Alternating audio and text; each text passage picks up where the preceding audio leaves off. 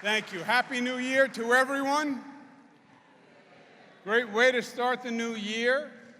Let's thank the staff here at this magnificent Ellis Island for keeping it open today for us and for their service.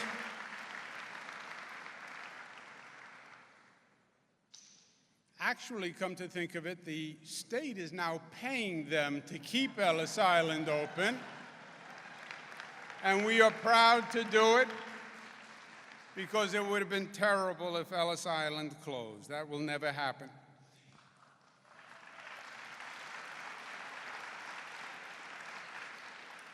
Let me thank our great Chief Judge of the Court of Appeals, Janet DeFiore, to Reverend Richardson, who we'll hear from in a moment, and Rabbi Schneier. Thank you so much for your service to New York and your inspiration to all of us. Congratulations to my great partner in Albany, Kathy Hochul, who has been phenomenal. Congratulations to our great history-making Attorney General, first woman elected Attorney General in the history of the state of New York.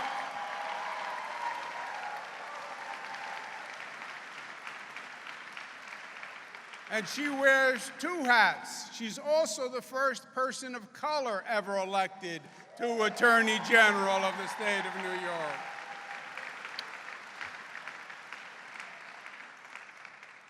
For your information, I was Attorney General at one point, and this is one of those facts that nobody else would know.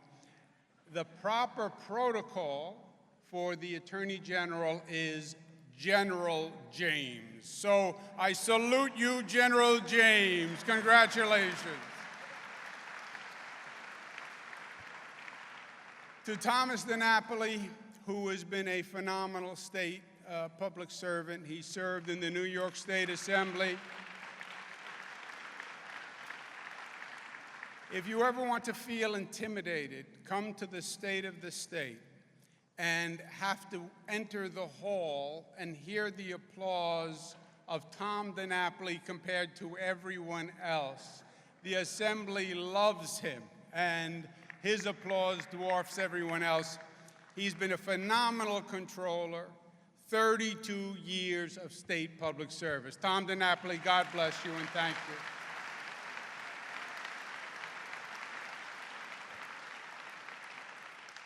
I want to thank my whole family that's here today. Rabbi, we would say the whole, in Italian, the whole mishpucha is here, and I'd like to thank them. Let's give them a round of applause.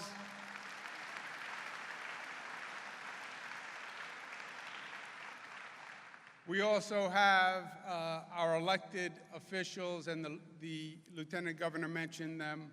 But let me begin with the greatest team that has ever served the state of New York, in my opinion, headed by Melissa DeRosa and Rob Mahika and Alfonso David and Stephanie Benton and Jill DeRosier. Let's give them a round of applause.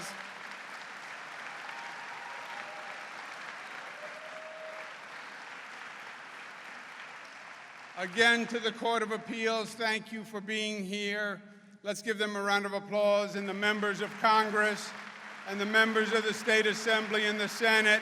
Mayor Bill de Blasio, thank you very much for being here, Mayor.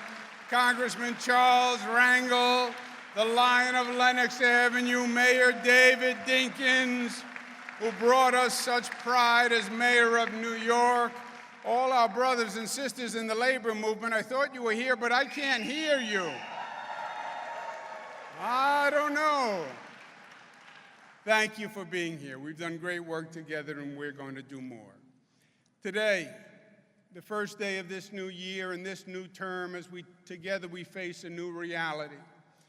It's a day that not only calls for celebration, but perhaps even more importantly, my friends, for perspective.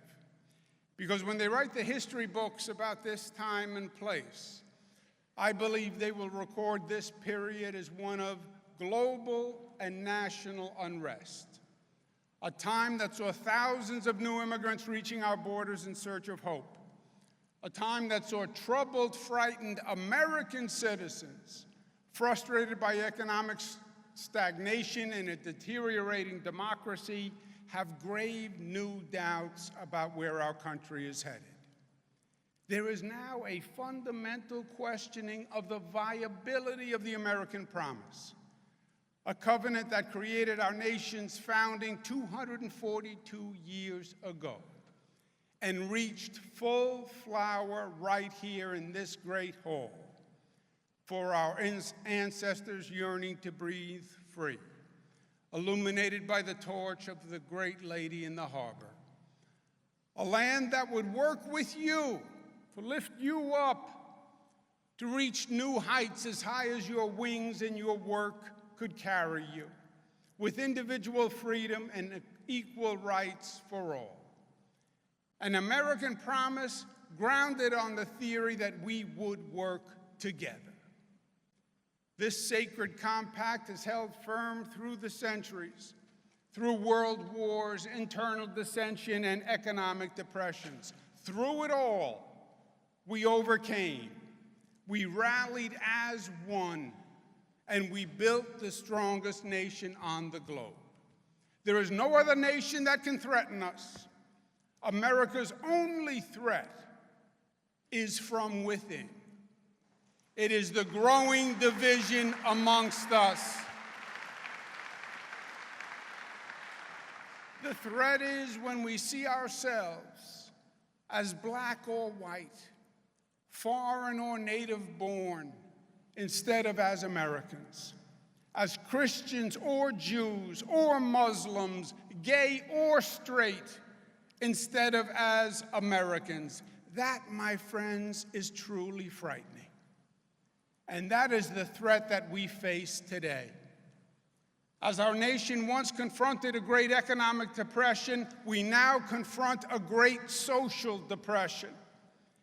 People's frustration is turning to fear, and the fear is turning to anger, and the anger is turning to division. It is impossible to overstate how dangerous, how malignant this condition is. It is like a cancer that is spreading throughout our society, a disease that causes one cell in the body politic to attack other cells, to turn one against one another. We see it almost every day now in the spreading anti-Semitism, in the growing number of white supremacist groups, in the KKK at Charlottesville, in the rage unleashed in the mass shootings from San Bernardino, California, to Parkland, Florida. We see it in the homophobia that erupted into violence and death inside an Orlando nightclub, in the cruelty that breeds in the anonymity of the internet, in the misogyny and xenophobia and nationalism that for some now constitutes the political currency of the day.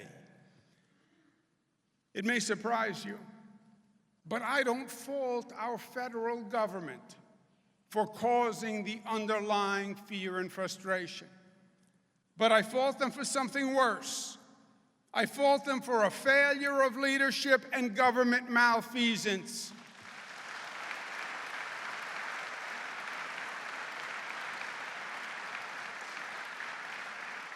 I fault them for manipulating and using the fear and deepening the divisions for their own political purpose.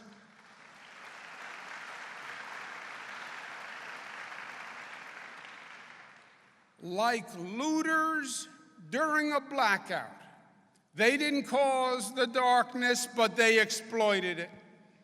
People's fear and frustration is caused by real problems in their lives. And there are two options for government leaders to take. The hard but true path is to confront and actually solve the problem. The easy but false path is to use the anger to blame someone else. And the easiest target to blame is always the people who are different. And this federal government has sought to demonize our differences and make our diversity our greatest weakness rather than our greatest strength.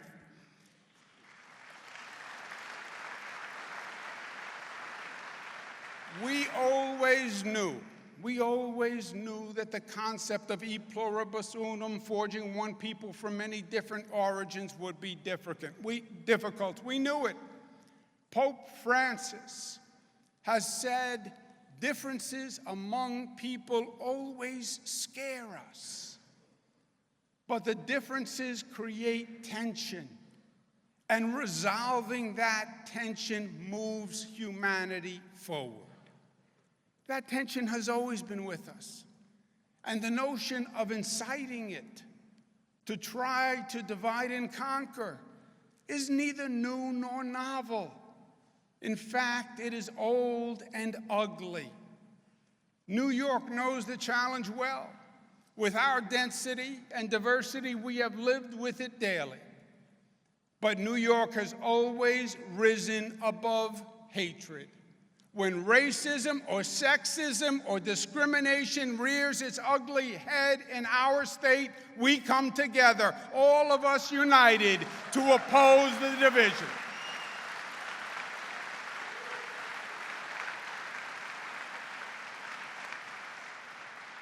When they bring fists of fear and hate, we bring an embrace of love and hope.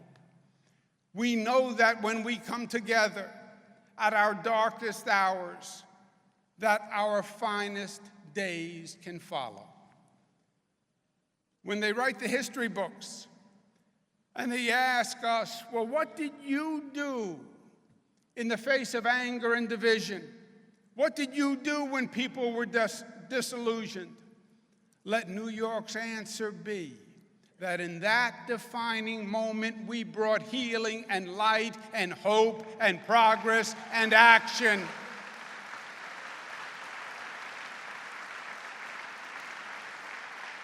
Let us say that New York did not seek to blame or use people's anger, but rather chose the hard but true path to resolve the fear by solving the problems that were causing the frustration in the first place. Just as FDR turned the frustration of the economic depression into a movement to pass the New Deal, let New York use the frustration of the social depression to pass a new justice agenda, advancing social, racial, and economic justice. And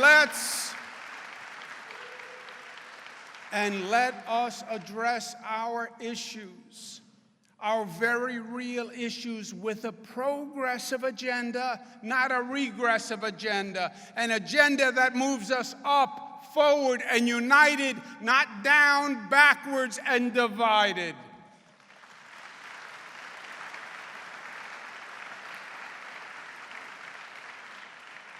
Within my first 100 days, I will propose to the new Democratic legislature the most progressive agenda this state has ever seen, period.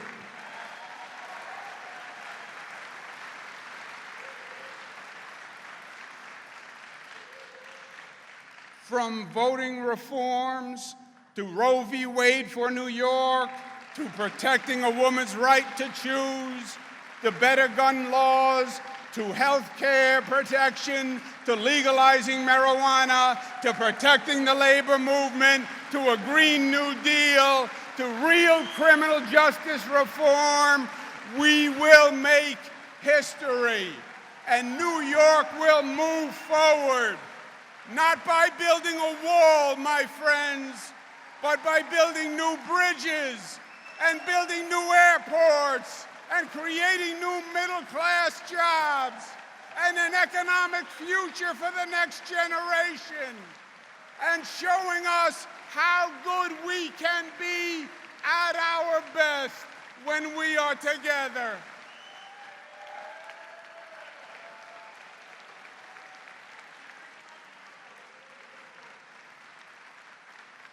My friends, our new legislature is thankfully now governed by Democrats.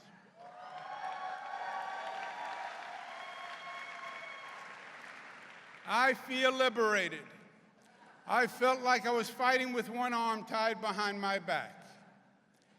And we will not repeat mistakes of the past. We know hollow campaign rhetoric and false political posturing only aggravates the frustration. New Yorkers are smart. They know there is no magic wand that we can wave. There is no single silver bullet.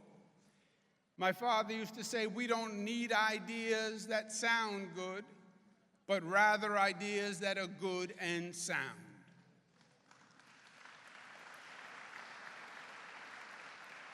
New Yorkers know the difference between rhetoric and results. We either perform by delivering real solutions that restore hope and progress in people's lives, or we fail. It is that simple. Either the government works or the government doesn't work. Either the government delivers or the government delivers. And if we don't deliver, we fail. But in New York, failure is not an option, my friends.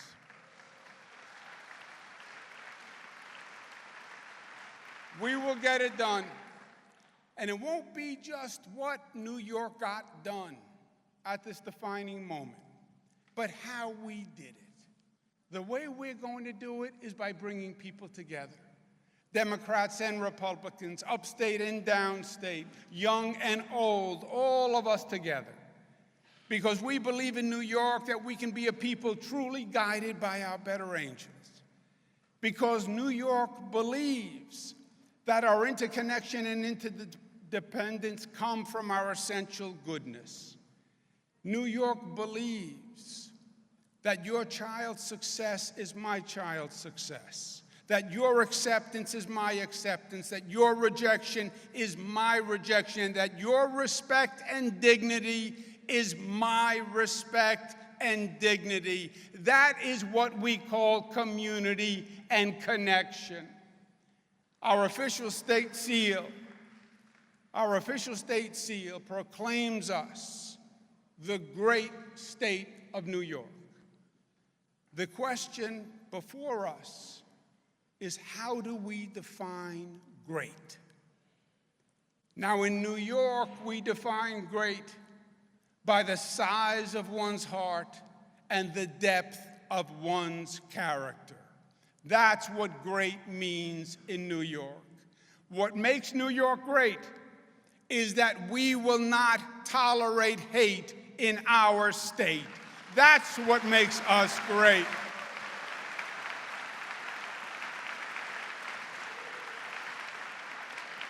What makes us great is that we believe, and our credo is, not only I love New York, but New York loves you. That's what New York is about.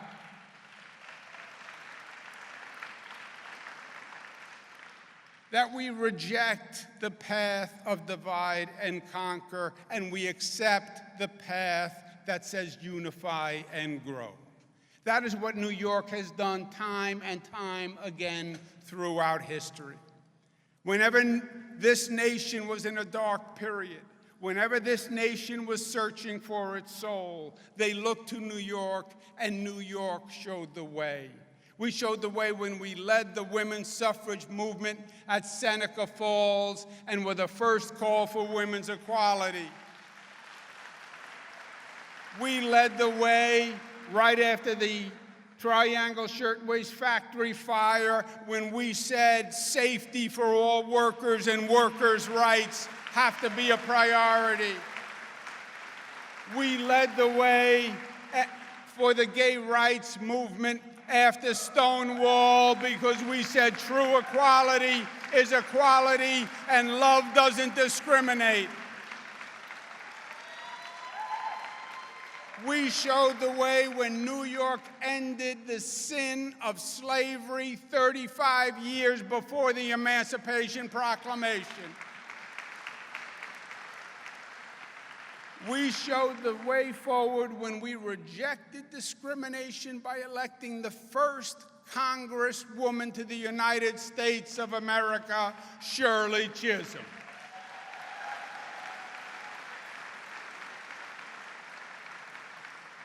And we showed the way recently, and they will write what the people in this room did into the history books. When we passed marriage equality and we changed the discourse in this nation, when we passed free college tuition so every child can go to college, when we passed the best paid family leave program and the smartest gun control law, the SAFE Act, and when we raised the minimum wage to $15, the highest in the nation, a 66% increase that goes into effect today and will change life for millions and millions of Americans. That's what we did.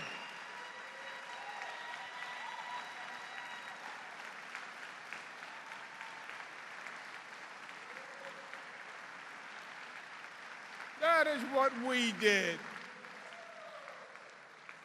And we believe the promise that attracted 5,000 people a day to come from across the globe to this sacred place through this portal on Ellis Island, that this is not a faded memory of yesterday, but rather a shining beacon for a better tomorrow.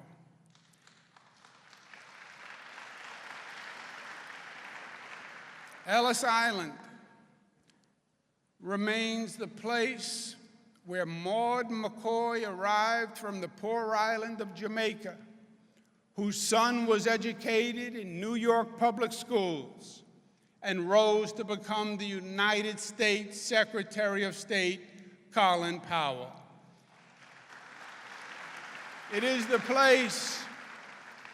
place where Rose and Joseph Amster, Jewish immigrants from Austria, arrived, whose Brooklyn-born granddaughter would become Supreme Court Justice Ruth Bader Ginsburg.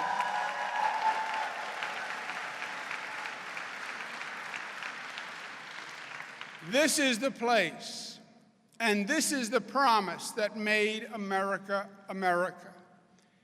And no one can ever forget that.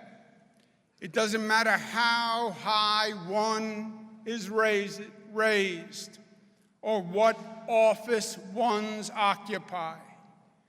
Never forget where you came from, and never forget or deny this place, because this is the place where Richard Cawley arrived fleeing starvation in Ireland, and whose grandson is now Vice President Mike Pence. This is the harbor where Frederick Trump arrived from Germany, and whose grandson would become President of the United States. Don't you tell me Ellis Island isn't real and true, and the promise that made America lives today, because it does.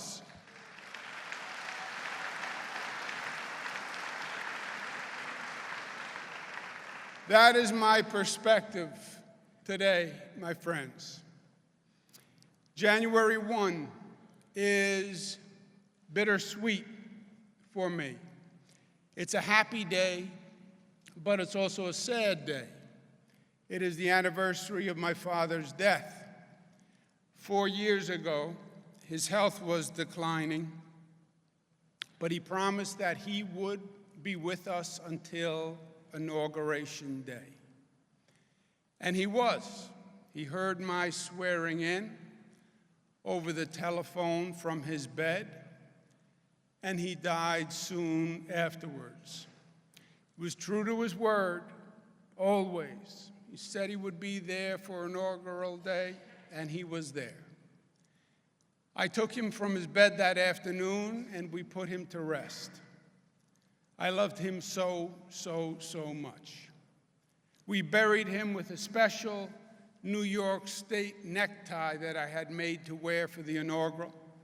He loved it. It was the state colors, navy blue and gold, and it was adorned with a state seal. And today I stand here in his shoes.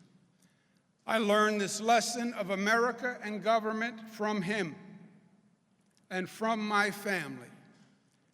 Congressman Rangel is right. I didn't get it from a book. I didn't get it from a political science course. I learned it in the kitchen, from my father, from my grandparents, and it is in my DNA.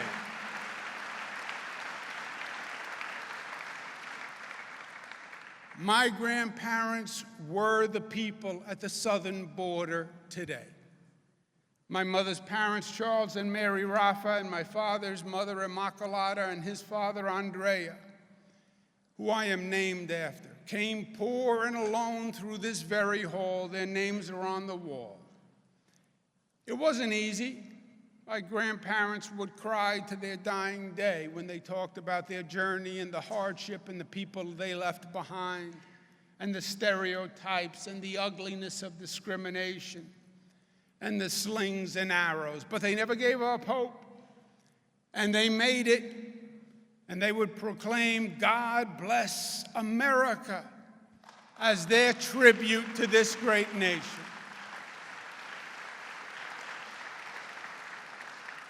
And that their son went from behind their little grocery store in South Jamaica on the other side of the tracks where he was born, to occupy the highest seat in the greatest state, in the greatest nation, in the only world we know, proves the American success story once again. And that story has been replicated over and over and over again.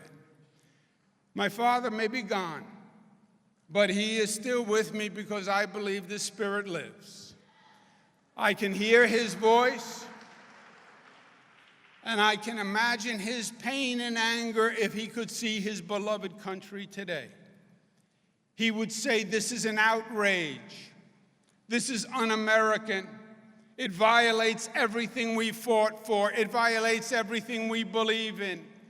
And he would implore us all, each and every one, to stand against the tide, to fight back, and that New York should lead by example, by the power of our example, and lift up New York to show the nation the way forward, show them the better way. And he would be right.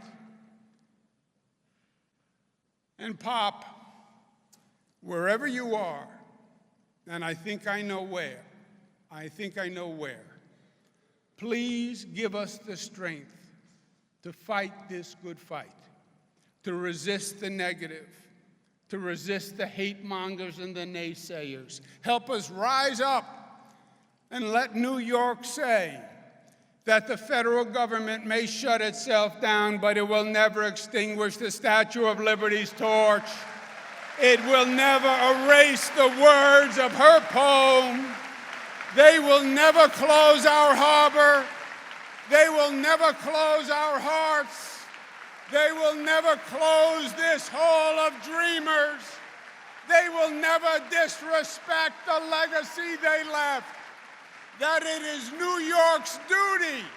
It is New York's destiny. It is New York's legacy to bring the light, to lead the way through the darkness. And I pledge to the people of the state of New York, that's what we will do together. Thank you, and God bless you.